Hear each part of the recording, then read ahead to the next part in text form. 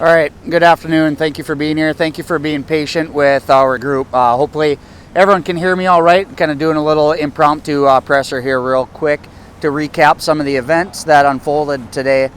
As we all saw yesterday, there was a large contingency of people in the camp that were not going to remove themselves from the area. That became evident. Throughout time. Many months, North Dakota has been faced with this and has been dealing with this day in and day out. And today is simply another step forward, moving forward to getting that area cleaned up and making sure that we are avoiding any potential ecological disaster of that area flooding with a large amount of debris there. Law enforcement made entry into that camp approximately 10 a.m. to 10:30 this morning. Methodically moved through the camp. Were extremely patient. There were protesters immediately in the tent areas that they came across right away. Arrests were made out of that tent area. Approximately 20 arrests in all so far as of right now. The last number I have are 33 arrests. I'm not aware of any injuries to anybody. No injuries to protesters nor any of our law enforcement officers.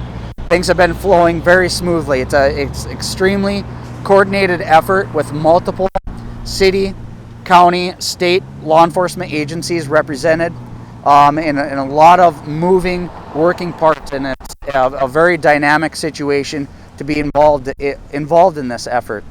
So far, everything is going great, and I guess I should back up.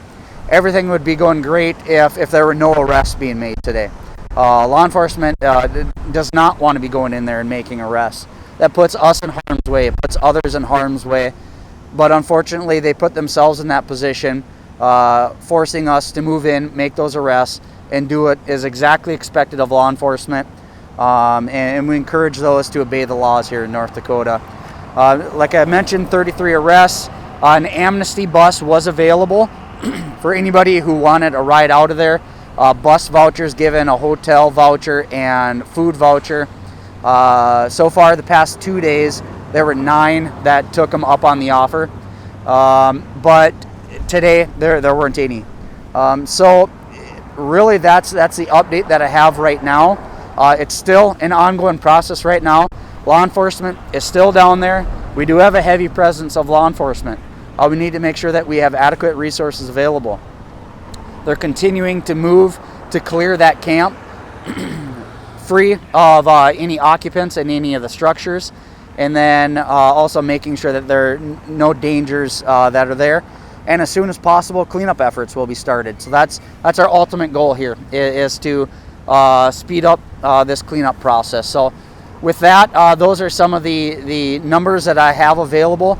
A lot of things are going to be changing and evolving throughout the day.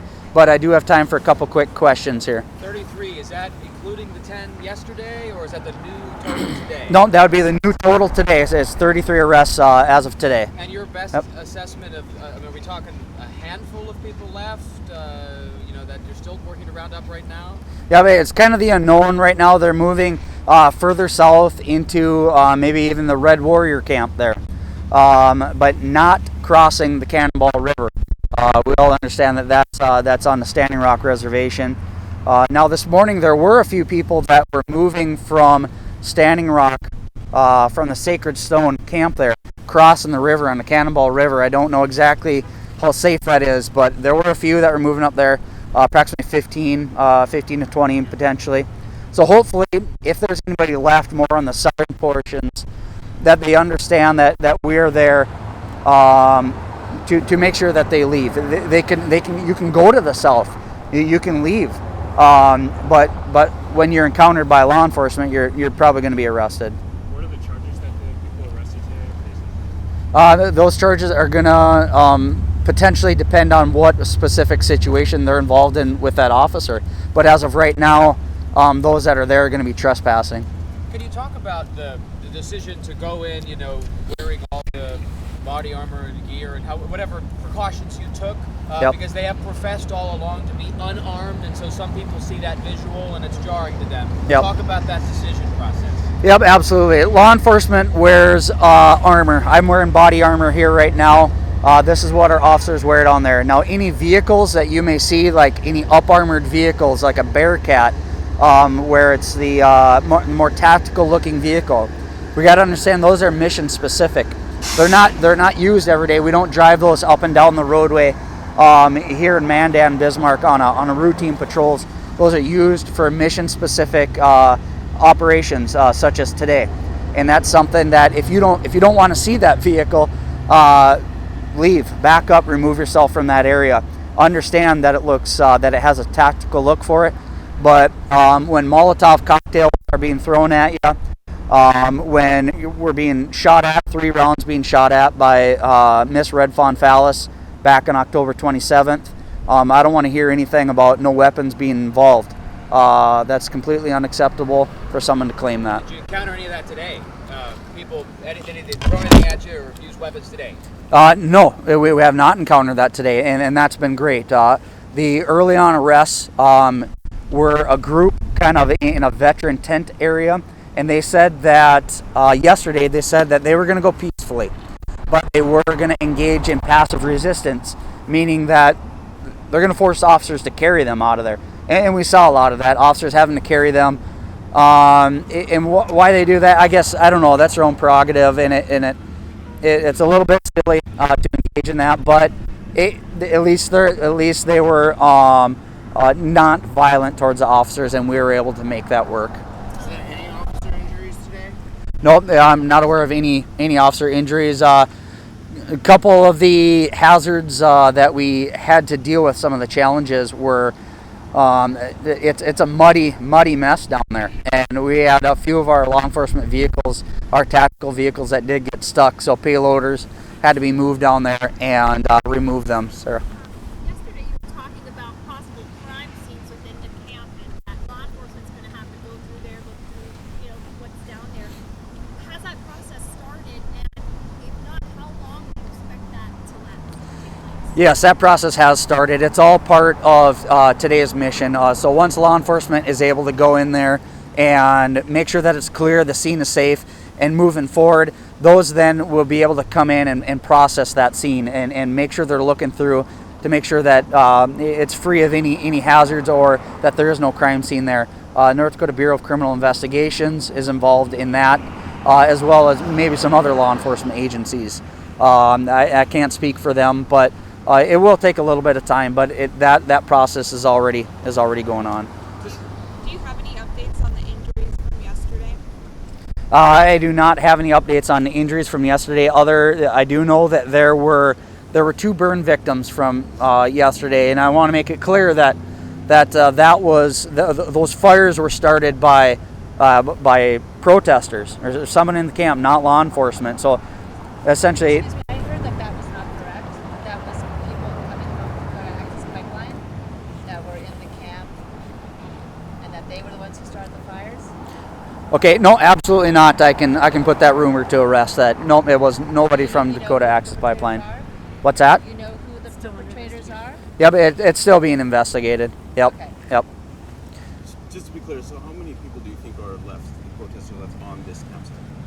Oh boy, that number is going to fluctuate kind of with those coming across, from Sacred Stone. But I would say what would be left there, depending on where the officers are at right now, anywhere from 20 to 30, I suppose. It's not going to be a large amount, and hopefully they, remove themselves from the area and move to the south. Are you going to continue with the same effort to get them out tonight? And when do you plan to? Yep, this effort will keep going on until that main camp area down there is clear. Yep. Going in this morning, the governor said last night it was kind of unclear whether it would just be construction or whether law enforcement would accompany him. When you guys went in this morning to start, did that start as just the construction movement, or did law enforcement move in right away? Yep, there was not construction equipment. It was cleanup crews. Sure. Yep. We're moved in and staged in that area. As past practice, Army Corps of Engineer representatives move into that area and kind of negotiate with kind of a barter system with some of the headsmen in the camp. And evidently, I don't know what that conversation entailed. I can't speak for them, but the cleanup efforts did not start. So then law enforcement went in and then were able to safely and slowly, methodically move through the area, making sure that we're keeping everybody safe and removing everybody from that area. Why yesterday were people who were not in the camp after the 2 p.m. deadline, they were either on Highway 1806 or on the side of the road, why were they advanced on by law enforcement? That included some members of the media, either activists or mainstream. Yep, there was a large number of people up on the roadway. I was not up front with them right at the time, but I did go up there and see the agitation and the provoking that that certain group. I'm not saying everybody there, but there were a certain element within that group that was provoking the situation and not leaving. That area is closed. That camp is closed. People needed to leave. People and I even myself went up there and spoke and warned the group to include any journalists that were in that area, any media representatives, that look, you need to move south. You are all, nobody is obeying our command, or you're not obeying our commands right now. So you need to move south. Some of them did heed warning and do that, but if there were any journalists arrested, I'm not sure on the number or who that would even be. As of this point, I'm not sure. As I was just pulling up here right now, I heard talk of cleanup crews, of moving in, but it will happen as soon as possible. Where the clock is ticking here, we got spring melt coming soon, so we want to avoid that, and it's extremely muddy area down there. It was turning green yesterday and today, right? Nope, there were yesterday's numbers. Yesterday was 11. At Today 11. so far about 33. Okay. Yep. 11 yesterday now. Yes. Yep. One was Abby. And you can't say for certain that all 11 were protesters. Correct. Are they trespassing charges, felonies, or misdemeanors? And are they federal trespassing or from the state? That I'm not exactly aware. I believe it's going to be misdemeanor trespassing charges, but that would be called the arresting officers on scene would have a more handle on exactly what those charges would be. Was anybody arrested under riot charges? I'm not aware at this point. Yep, I'm not aware at this point. But they would be state charges. Yep. What county were those arrested? Where are they booked? The arrest would be made in Morton County, and they would be initially transported to the Morton County Law Enforcement Center for processing. And at that point, depending on capacity of the correctional center, they could potentially be driven to a different holding facility in some of the surrounding communities. So not everybody may be in Morton, is what you're saying. They are Correct. not. Not everyone. Yep. They would all initially be taken there though for processing. I believe there was one journalist arrested yesterday, and I'm just wondering if there was any effort to differentiate between protesters and those on the site, or was this kind of anyone who's trespassing? Yep. We get into a little bit of gray area. This is unprecedented. This is something that we don't do every day here in North Dakota. And when people are failing to obey commands of law enforcement, lawful commands to back up, remove yourselves from the area, it's quite difficult for a law enforcement officer to look in the crowd and determine which person is a journalist and which person is a protester. And not that really makes a difference, because you're not there lawfully. So anybody there would be subject to arrest. Now I understand the importance of everybody's job in media, hence my position, and I try to work day in and day out to make sure that we are as transparent as possible. But we need to do that lawfully, and we cannot be committing any crimes for the sake of media. With that being said, what was the thought process behind limiting our access today? Yep, very good question. Thank you for bringing that up. I did not discuss it. So today was not a limited access. It was a media pool that was established. Yesterday we had a large number of trucks down on a 2-lane roadway, making it very difficult for law enforcement vehicles to get in and out. If a fire truck needed to get down there, it would have been nearly impossible to work around that area. and also for safety reasons. We cannot have that many people down there when we have limited officers available to keep a secure and safe scene. So what we did is left it up to the group. Law enforcement did not choose the media representatives, nor did law enforcement choose media representatives yesterday. That was chosen among the group to go down and get footage and then share amongst the group, and everything went very smooth. How many officers were part of the force that went into the camp today? That number I do not know. I should probably figure that out though, because I've been asked that a few times. But yeah, yep, approximately 200. There's a good amount of law enforcement down there. You're talking at least 4 to 1 as far as the protesters and the law enforcement were out there today.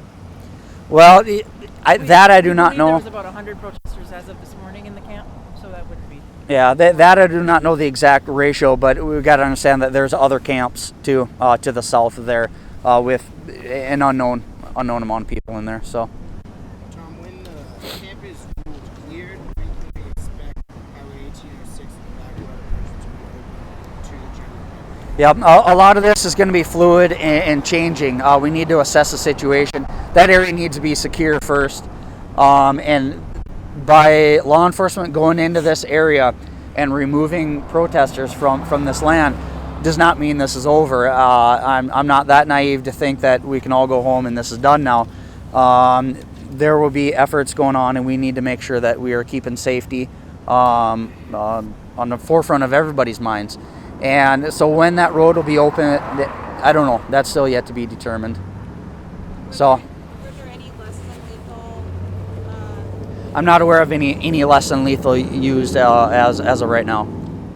So I need to cut it off. Thank you guys very much.